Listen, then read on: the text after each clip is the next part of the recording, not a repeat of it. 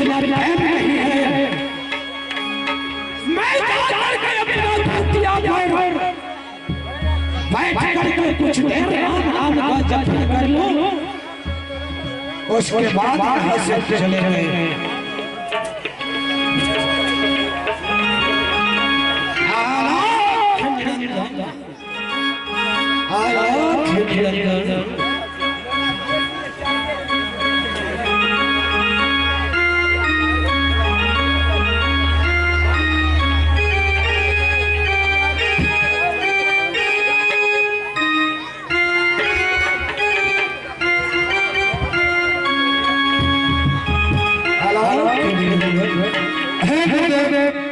देखते हैं कि मुनि बाबा ने अपने कुटीर में बहुत ध्यान से गुरु के नाम ले रहे हैं। मैं सबसे पहले गुरु बाबा के तब को तोड़ता हूँ और जब बाबा तब से उठेंगे तो अवश्य मैं उसे सेट करा कर पूछ लूंगा कि अमरजीत कुमार कहीं जिंदा है या मर गया। रज सेवा करबै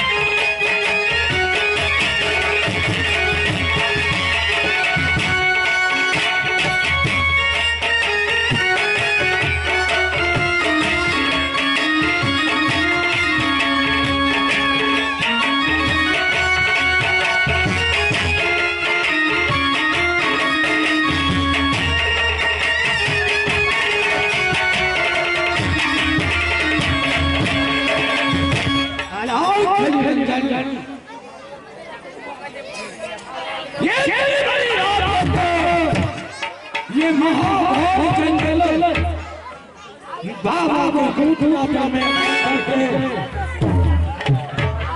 तो ये बाबा महाराज का ध्यान तोड़ दिया हो। चोर हो या चंडाल हो या भूत हो या प्रेत हो, चल हमारे आगे पहुंच जाओ, नहीं तो ऐसा श्राप दूंगा। चल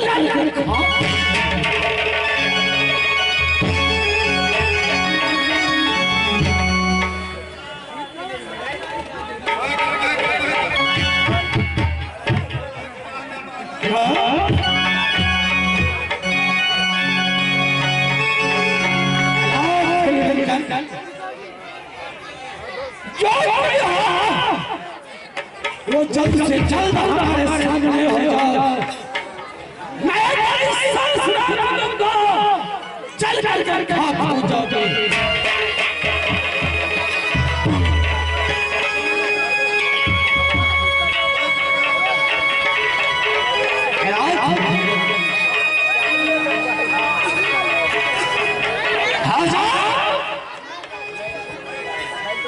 ये बाबा महाराज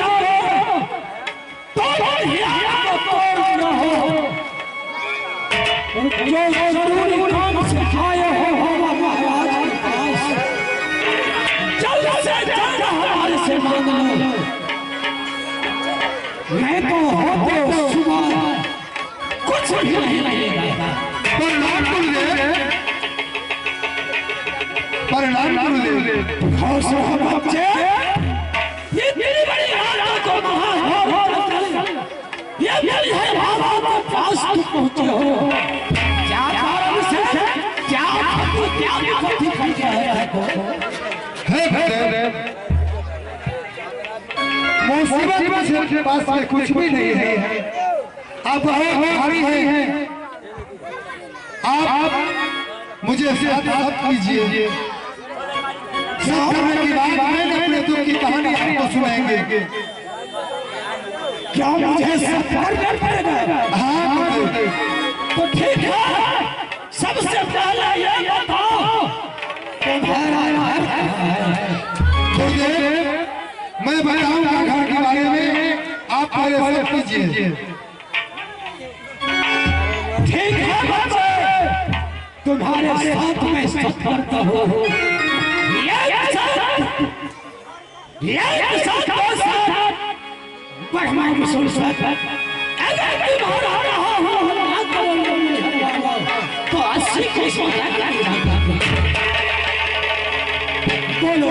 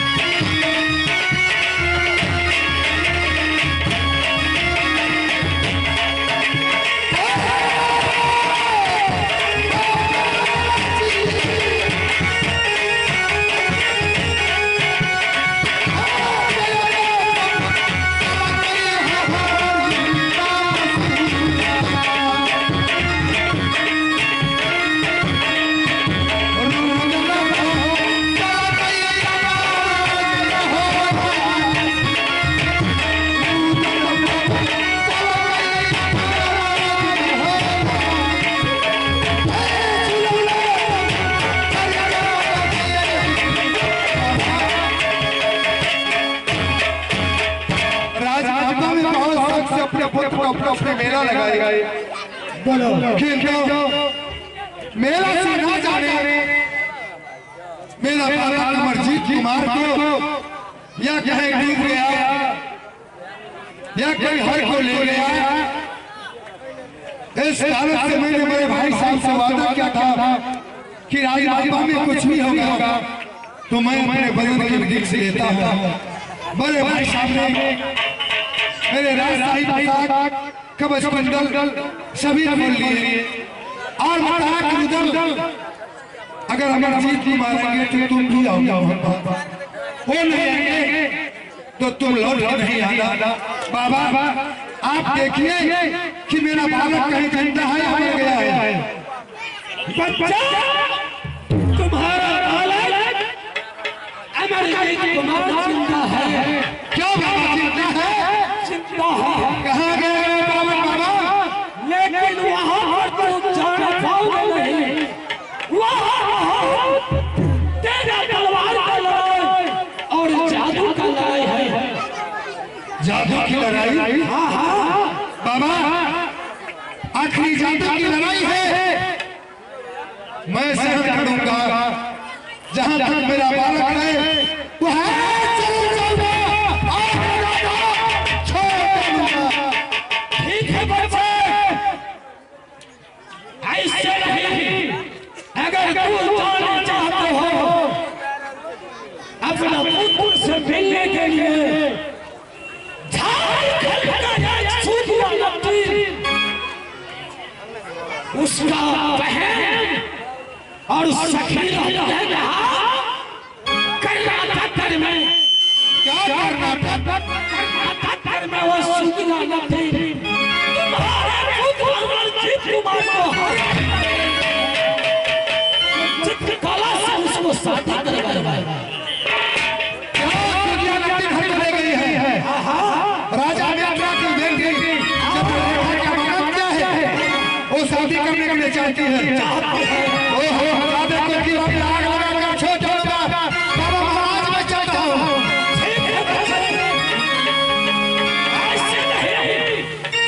सबसे पहले हमारे साथ कुटिया पर चलो तुमको जो रूप बना कहीं क्या जोगी में जाना होगा? ऐसे नहीं पार पाओगे। ठीक है गुरुदेव।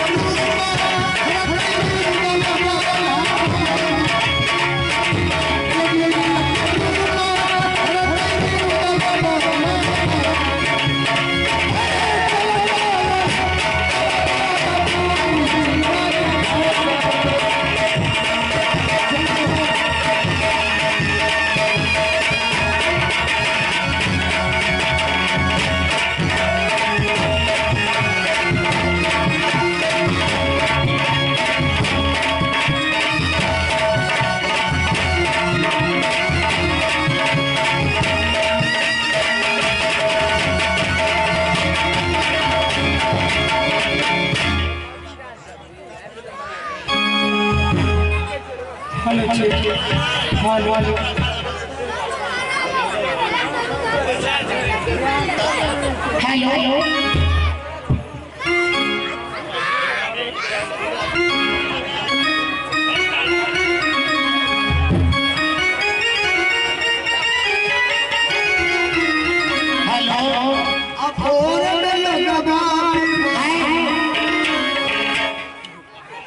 इतने समय हो गया है और मैं अपनी बहन जी को अभी तक कोई खबर नहीं देख रही हूँ। तो पता नहीं मैं बूढ़ी हो जाऊंगी जब मेरा सर अरे लाज आने लगे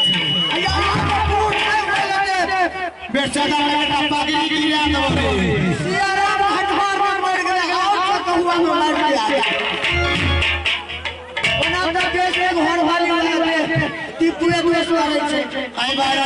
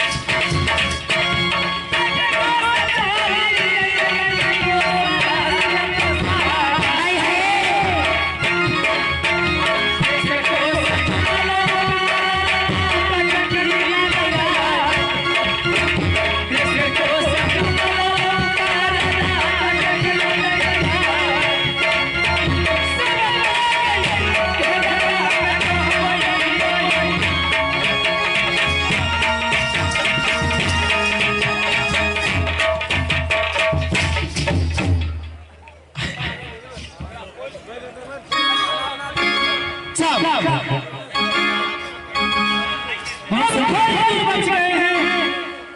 मैं अपनी सहेली की सौदा दे करके और अपनी झारखंड को लौट जाऊंगा। आगे सुनिए राजा मैंने हमें बोली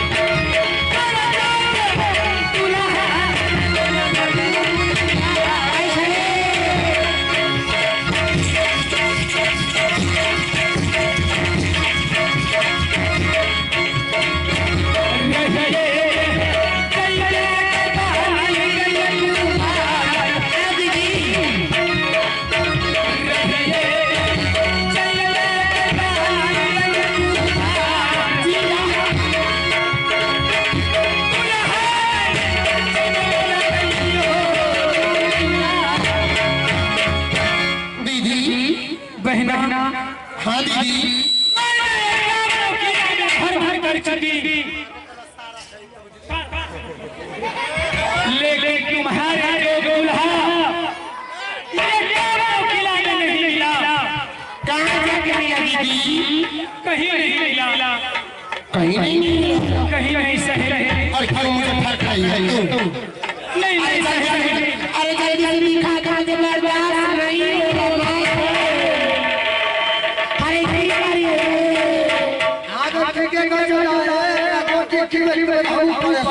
हम की भला कौन गोटी मवेशी वाला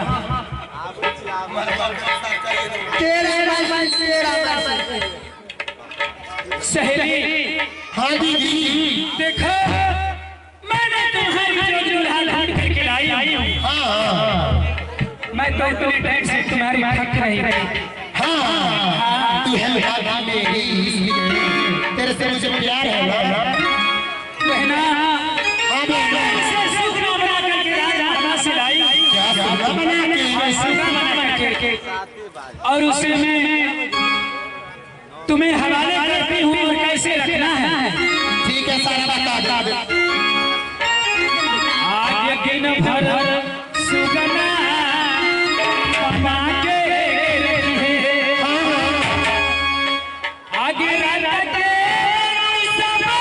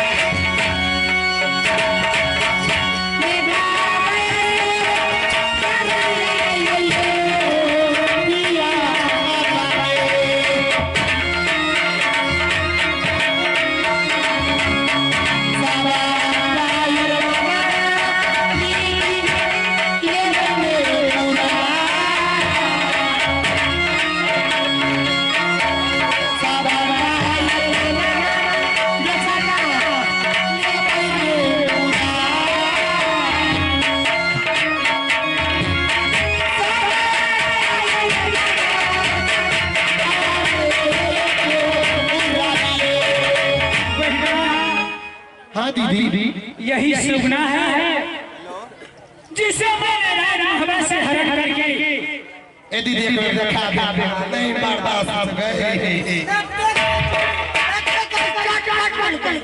भाग भाग नहीं हम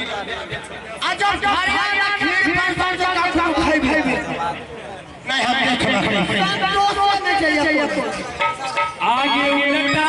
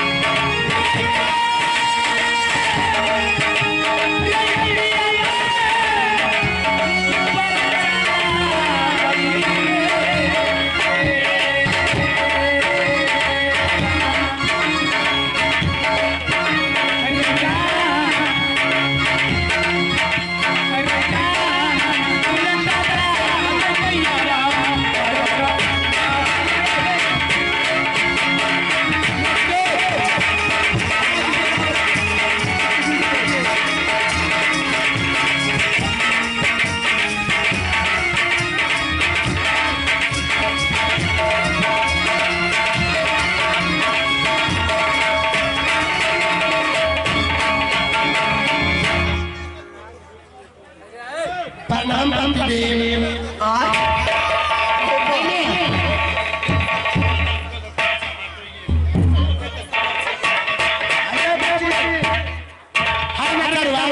कैंसिल कर मेरा रास्ता चला वो कुछ हमरा हटाइए हमरा नसीब में छै कि नहीं रे आगे पसंद नहीं छै पूछ एगो हमरा निक निक देख के जीता पांच छूट गए रे से त जल्दी हुआ बोल भाई हां सब नंबर मार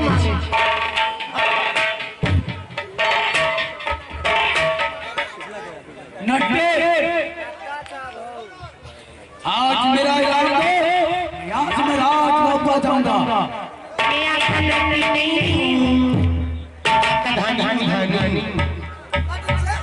धानी धान मिली अरे अरे वाइफ ओ वाइफ हाँ हम के लिए धांधली है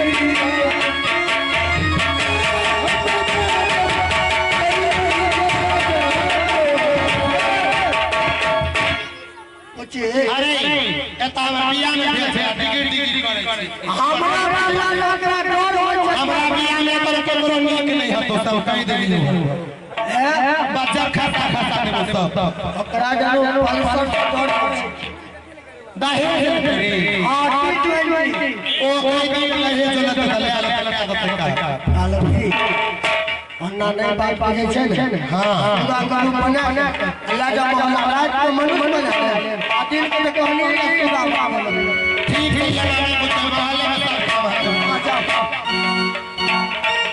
कर तो हरे तू मेरे के देवी है